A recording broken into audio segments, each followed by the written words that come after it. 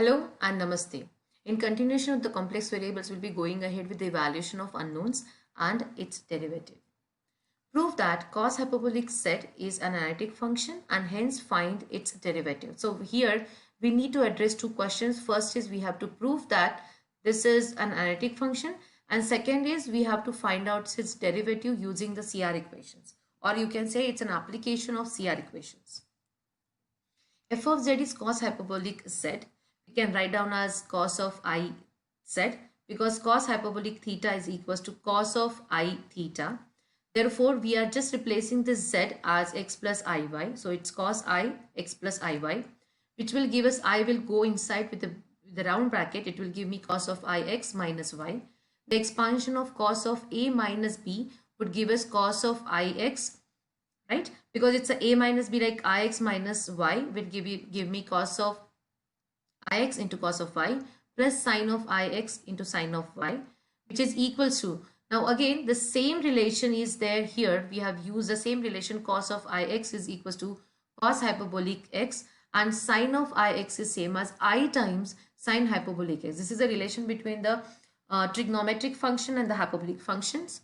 And after that, after just comparing with u plus iv is equals to cos hyperbolic x into cos of y plus I times sine hyperbolic x into sine of y, we can separate it here, the real and the imaginary part of this complex number. So here u is equals to cos hyperbolic x into cos of y, and v is equals to sine hyperbolic x into sine of y. Now we have to prove that this is analytic. That means CR equations should exist.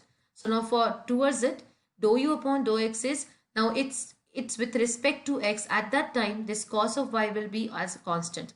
So cos of y as it is into differentiation of cos hyperbolic x as sine hyperbolic x. Then dou v upon dou y, which is nothing but we are differentiating with respect to y. At that time, sine hyperbolic x will remain as a constant. So sine hyperbolic x will come as it is here, the way it has come with the cos of y in this case. So sine hyperbolic x as it is, and the differentiation of sine of y would give us cos of y.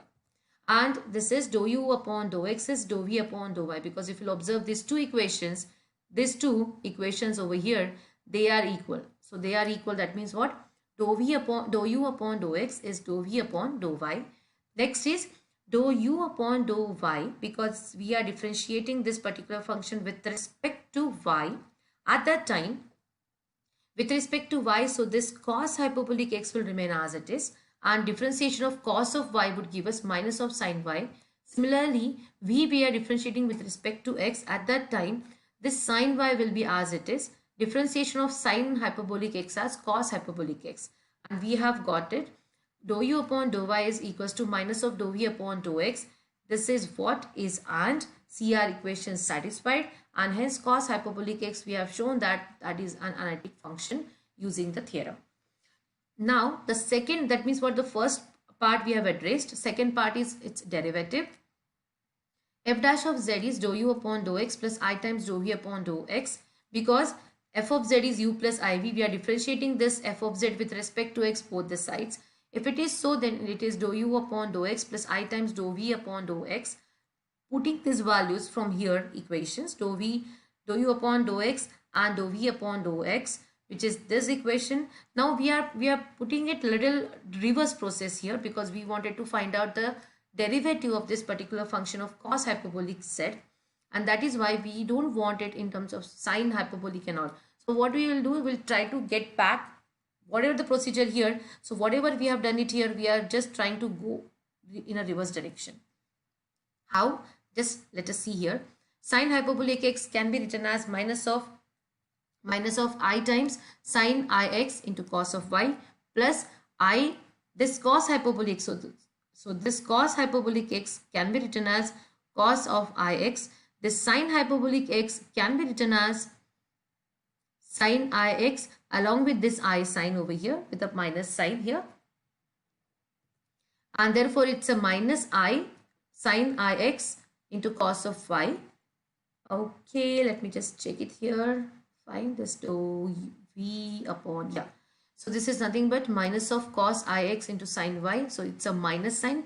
As we have taken it a minus sign over here, this is a minus sign will come out of this. and therefore it's the minus of sine ix minus y.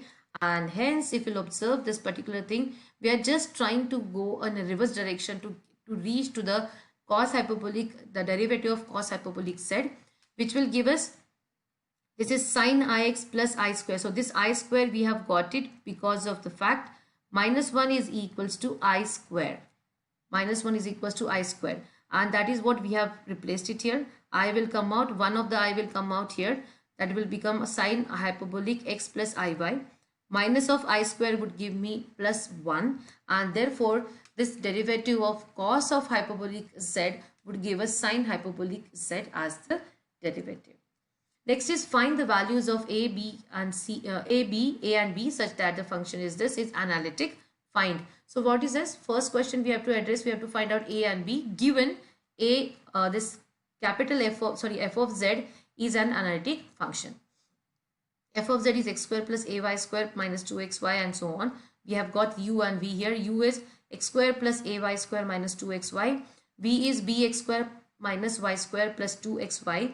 Dou u upon dou x, keeping y constant here, we are differentiating u with respect to x, that would give us 2x minus 2y, and v with respect to y, that means keeping x constant from this v, we have got, so this is our v, this is u, and therefore it is minus of 2y plus 2x. Therefore, since f of z is analytic, CR equation satisfied.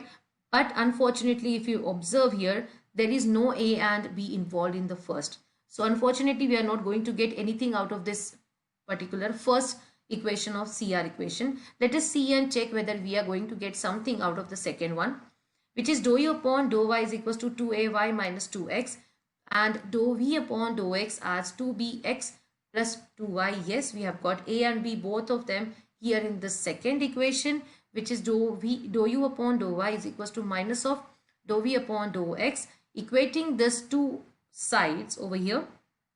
Now if you'll observe, if we'll equate both the sides, so this particular 2ay is equals to 2 minus of 2y.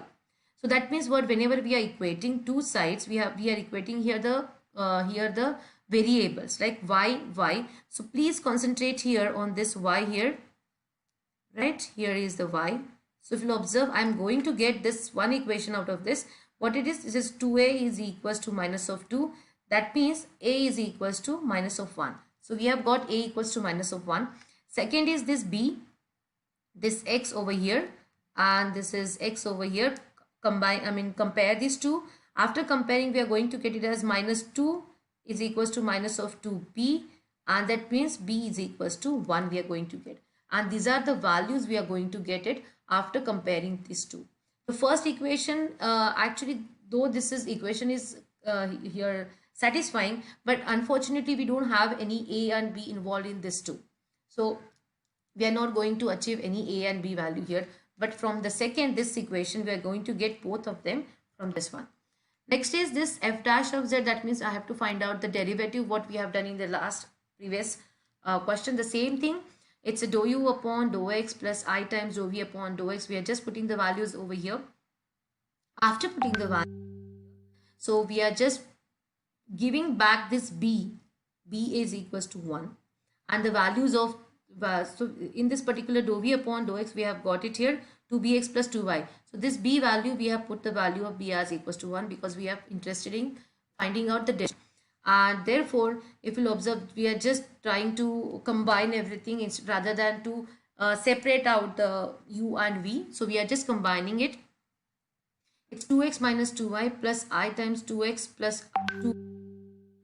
Now this minus of 2 can be written as we have done it here, minus of 1 can be written as plus I squared. The same thing we have done it here, right? 2 is out, so 2 times x into 1 plus I times y into 1 plus I. So we have just combined the terms of x, y. After that, we are going to achieve 2 times 1 plus I into x plus iy. But what is this x plus iy? X plus iy is z. We wanted to find out the derivative of this function f of z in terms of the z only. We don't want the derivative in terms of x and y. And that is the reason we are trying to reach to the z rather than to separate it out in x and y.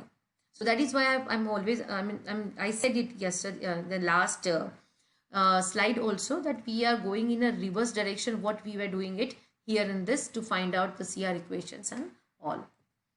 Yeah, and this is self-observation slide wherein two questions has been given to you along with the two answers. If at all any query, please let me know in the comment section. I would be very happy to address the questions.